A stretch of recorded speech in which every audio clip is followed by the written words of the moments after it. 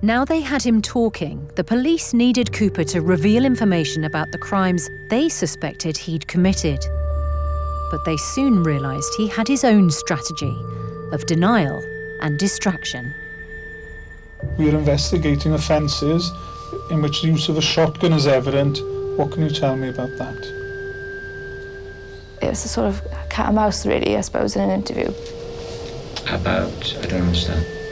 Because for everything we asked him, he's having to think ahead as to why we're asking that and where are they coming from. You're investigating, sorry, I might be a bit slow here. You're investigating events of a shotgun. We're investigating offences where shotguns were used? Yes. Okay, yeah. Can you tell me about any shotguns you had in your possession in 1989? I had none in 89. Right. Can you tell me what shotguns you had access to at that time? None. Is he playing a psychological game with you, do you think?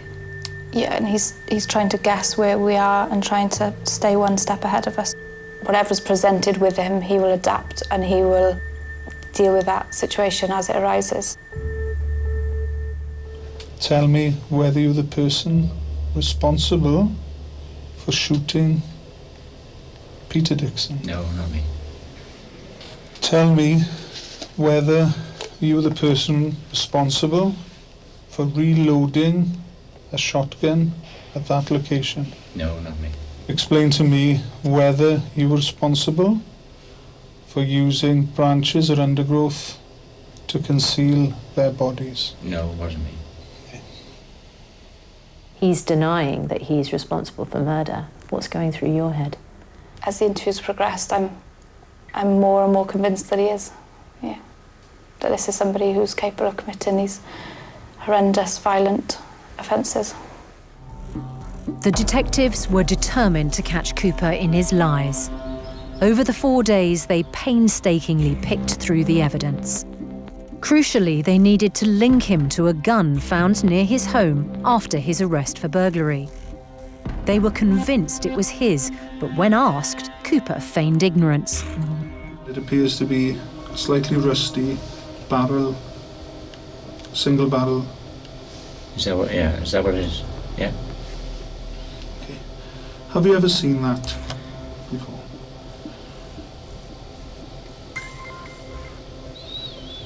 I don't know.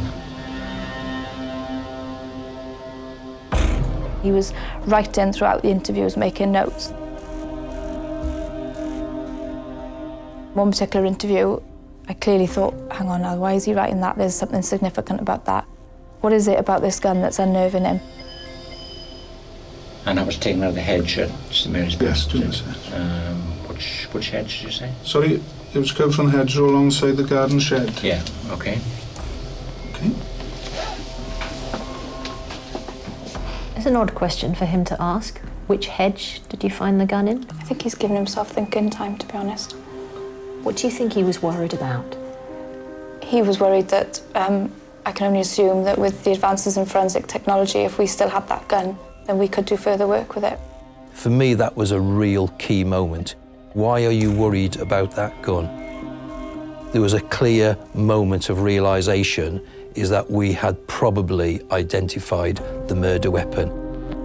But as Cooper had denied owning the gun, detectives needed to find a way to link him to the weapon. The gun had been examined in the forensics lab when it was found, but nothing connected it to Cooper or to the murders. My biggest fear was, what have I missed here? Because I know that that firearm was maximised at the lab. Areas were swabbed potentially for a few cells of DNA. It was taken to a significant in-depth examination of that weapon. What hadn't we done? 10 years had passed since it was last tested. With the latest forensics, could police now prove that this was Cooper's murder weapon? Was Cooper forensically aware? I believe so. He was no fool. He'd go gloved up, he'd go masked up. There were no fingerprints. There was no DNA evidence.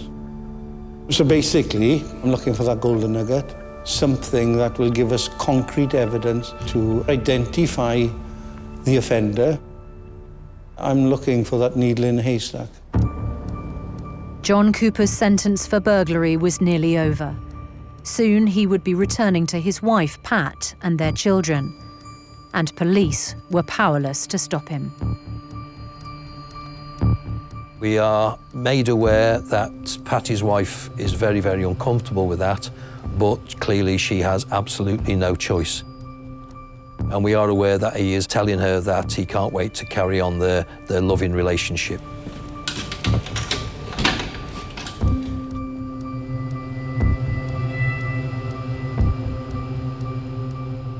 The clock is ticking for us at that moment in time because he's shown no remorse.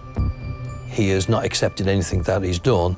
So I am anticipating there's a chance that he would offend again, and if he offends again, he would kill again.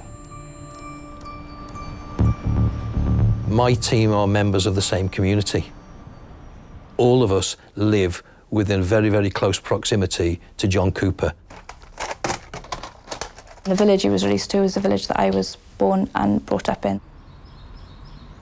I still had friends and family living in that area and wasn't able to obviously share with them the fact that he was in that community. So there was some sort of anxiety around that for me personally.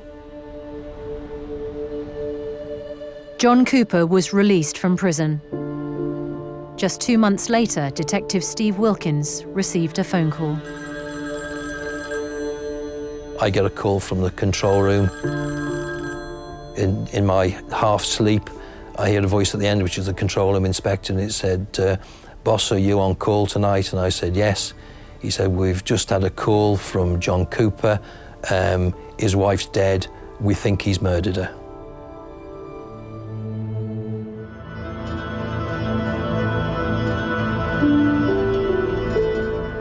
Police tapes show that even after hours of interview, detectives had failed to nail the man they suspected of 4 murders.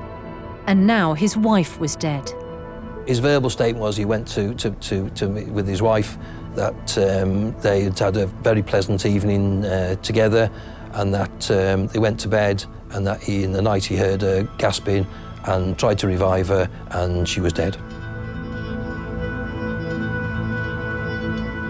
It is quite a believable account. My problem was I had somebody who I was quite happy had already murdered 4 people. I always personally felt that Pat had a story to tell. John Cooper and his seamstress wife Pat had been together since they were 18. She'd stayed with him throughout his prison sentence. But police knew she'd been dreading his release. I'm very much in the hands of the pathologist. I said, "I want to know from you, has he killed her or has she died of natural circumstances?" I said, "Please don't sit on the fence." And when he came back to me, he was quite clear that her heart was, he described it as the size of a football. She died of natural circumstances. I just think that Pat knew exactly what the rest of her life was going to be like. She knew that she was going to be sharing the home with this violent man, a man who I was quite happy would kill people. I just think that Pat gave up.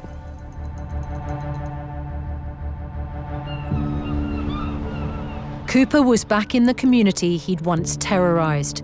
Police were convinced he was a serial killer, but they still had no proof, and now no grounds to question him again. How much pressure did you and your team feel like you were under? Pressure-wise, I brought my children up in this area. I'm now bringing my grandchildren up in this area. You've got to think to yourself, have I got a serial killer living amongst us?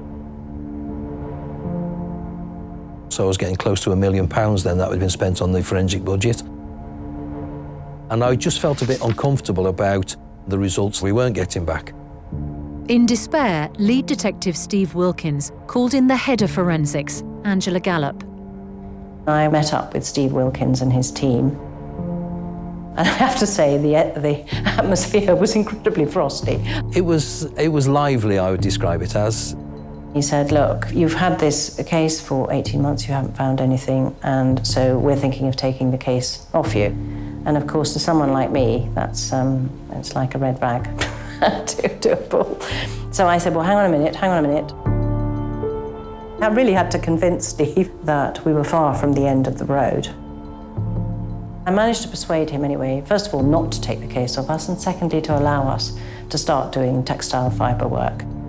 Forensics now had to decide what to test with these new fibre methods. Faced with thousands of items, they chose clothing that was similar to a description of what the murderer might have been wearing. A pair of shorts were sent for analysis, and it was the breakthrough they'd been searching for. We were looking for textile fibre links on this item, and we noticed a tiny fragment of what looked like blood. We did some DNA profiling. Then I rang Steve Wilkins because I thought, well, this is probably what he was after. She said, Steve, are you driving? I said, yes, Angela, but it's okay, I'm on hands-free. No, Steve, you need to pull over. So I pulled the car over and she said, you know that golden nugget? She says, we got it. We've got a blood flake from the shorts in Cooper's home that matches Peter Dixon's. I just was banging the steering wheel. I was shouting, a few tears. It was a real emotional moment. It was 1 in 1 billion chance, which is the highest actual discriminating value you can get. That was the missing link. That was the golden nugget. You know, we'd now got the blood of the victim on a pair of shorts found in John Cooper's house, shorts which were identical to shorts worn by the offender in the artist's impression. Put the picture of the shorts up with the words, got the bastard. The speck of blood on the shorts was from the murder victim. It was the damning evidence police so desperately needed. We're just moving in position now. And 3 years after the cold case reopened, John Cooper was arrested for murder. He's kicked off. He's kicked off. They're in round the corner. He's kicked off. Now detectives had 24 hours to question and charge Cooper. If he admitted owning the shorts, he would be linked to the victims, and a conviction for murder would be much more likely. Main objective for a particular interview around the shorts was for John Cooper to accept that those shorts were his shorts. Okay, so are we ready? We went about it in a roundabout way, and I think we went from the boots up. Would you have had a possession of boots similar to that description in 1989, which is the year that Gwen and Peter Dixon were possibly. murdered? I always had tough black working boots. Okay. Can you see there's a pair of shorts? Yeah.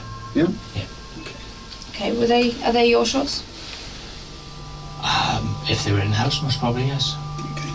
Whilst we were talking about boots and socks, it was the shorts we really wanted, and it was almost a sort of high five under the table moment without showing him the significance of what he'd just said. By withholding the discovery of the victim's blood on the shorts, police had led Cooper into a trap. He now said the shorts were his. But as he was insisting that they were different from the artist's impression, he led them to a breakthrough. Those are long-legged shorts. Okay, you're pointing a difference then. You say that they're not similar and that they're longer on the artist's Well, impression. those are short-legged shorts. That's long-legged shorts. I think he's mocking us almost and saying, don't be silly now, these are different shorts, these are short shorts, they're long shorts. And I can clearly see his face where he was quite sort of smug, saying, no, but they're short shorts. John, you're saying the artist's impression, GDR2, has got long-legged shorts. What I would call long-legged shorts. And that the photograph you've shown of shorts sees for an home address as short-leg shorts. Yeah, bathing-type shorts. And you're saying that those are your bathers? I would imagine so, yes. Okay. Thank you. The more that John Cooper tried to explain the differences in the artist's impression and the shots that he was accepting were his, the more it became clear that there was perhaps a bit more to this. Thank you.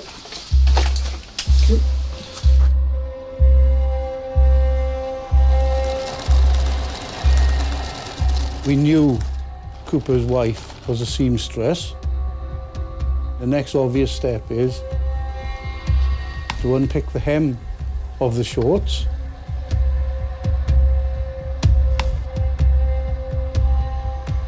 They recovered DNA material which matched Mr. and Mrs. Dixon's daughter.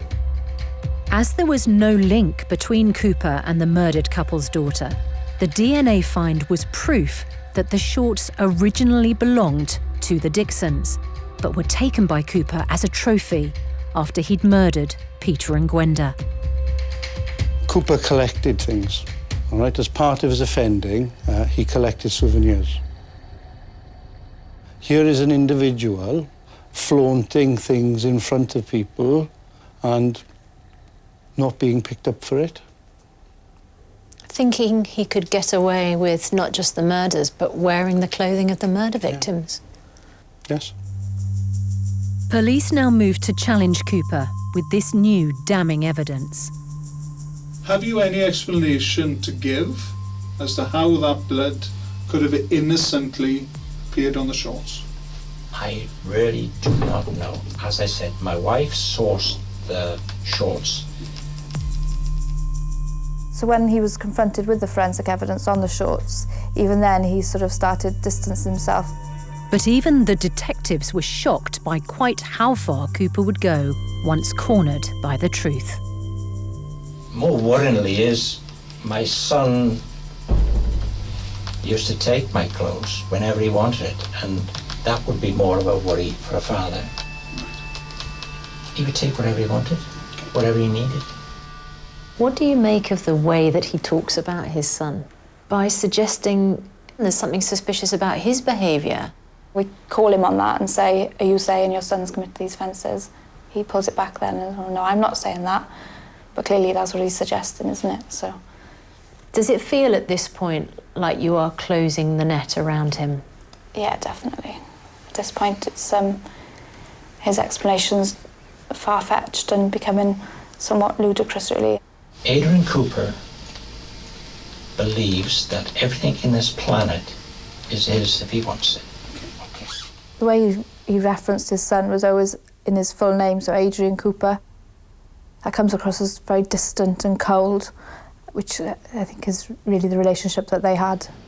I shouted a lot due to the behaviour of my son. I never ever hit him in my life, despite what he says, never. But detectives had already spoken to Cooper's son, Adrian, who'd revealed a lifetime of terror at the hands of his violent and deceitful father. When I was 9, was the first time that my father got violent with me. He wouldn't treat me like a child. He would come at me, frothing at the mouth. His eyes would be bulging. He'd expand himself, he'd clench his fists, and he would lay into me like I was made of rubber. He'd purposely bounce me off door frames and just throw me around like I was a doll. But to everyone else, when he was in the pub or out playing darts or social life, they were patting him on the back, good old Johnny.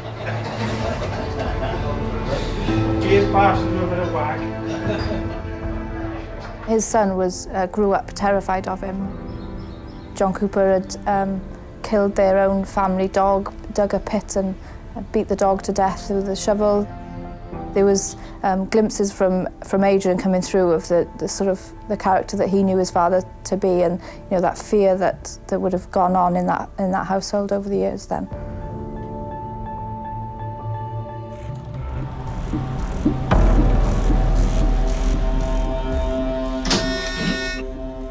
John Cooper had led forensics to uncover evidence linking him to brutal killings he thought he'd got away with. The fact is, John, that the net has been slowly closing in around you, and with the latest forensic results, it's provided us with strong evidence. But now, as he was challenged with all the evidence, he was arrogantly protesting his innocence. It strikes me, everything is put to you. There's always been somebody else to blame. There's always somebody else who's a liar, there's always somebody else who's the criminal. But everything my colleague has put to you today, it all comes back to you. And that is why you were here today, isn't it? Because that's your outlook of every damn thing. Oh yes, put them all onto John Cooper because that's good and proper. Forget about Adrian Cooper, forget about all. It's only John Cooper. You're making things try to fit to John Cooper, and it's bloody annoying. But there's forensic evidence, it all comes back. Your lady, I once said, you're trying to make things fit. You all and your colleagues and them in there choose not to believe it, to look elsewhere. No matter how much he'd managed to control himself at that moment, we saw the glimpse of the real John Cooper. Because it all lies. I'm fed up being called a liar. I'm trying to help you people. This investigation's gone on for several years, okay? But the facts are, throughout this inquiry, the only person that we haven't been able to eliminate and whose name constantly crops up, be it forensically or otherwise linked to this offence and serious offences, is you, okay? Because that's all you want to look at. Okay. The time now is 17:01 and no further questions. I'm turning the tape recorder off. The interviews were over, but forensics were still at work, re-examining a gun in the hope of finally nailing the murder weapon. We were interested in this because in the bottom of the bag that the gun was in, we noticed some flakes of black paint because the barrels had been painted black, and some of this was flaking off, catching the light in a certain way that they had a reddish tinge to them. Of course, anything red to a forensic scientist is usually very interesting if you're looking for blood. So we quickly tested it, and of course we discovered that it was indeed blood. In each case, both from the paint flakes and from the stain on the gun barrels themselves, we got a DNA match with Peter Dixon. The blood that forensics found proved that the gun was the murder weapon, and a new forensics technique proved fibres found on one of Cooper's gloves came from a sock worn by the murder victim Richard Thomas. Police now had the missing links of a puzzle unsolved for more than 20 years. We know about John Cooper that he's a game player. He's a risk taker, but he's also someone who likes to think he's one step ahead of the police. But in the case of the forensics, he gave himself away. I feel that he thought he was untouchable, but his arrogance was his downfall. By painting the barrels, he's protected the forensic evidence from that crime scene for us. There was no get-out-of-jail card on that. 24 years after the murder of brother and sister Richard and Helen Thomas. 20 years after the murder of husband and wife Peter and Gwenda Dixon. The skillful combination of forensic investigation and interrogation meant that the cold case which had haunted a community could be closed. John Cooper finally faced trial for murder.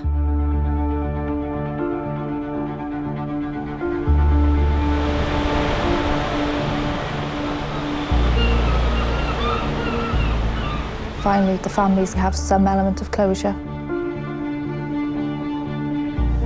It's only perhaps when I went home that evening and I was on my own and able to reflect upon it that I did perhaps then realise the significance that this has had. You know, and to be part of this investigation and to be part of this team. Some of the memories remain with me for the rest of my career. Having been involved in this for many years, all of a sudden I was in a lift, coming down in the lift from the 20th floor to the ground floor, knowing I wouldn't be going back up. It's over. This team was different. It was that personal commitment. It was actually described as one of the finest investigations of the history of British policing.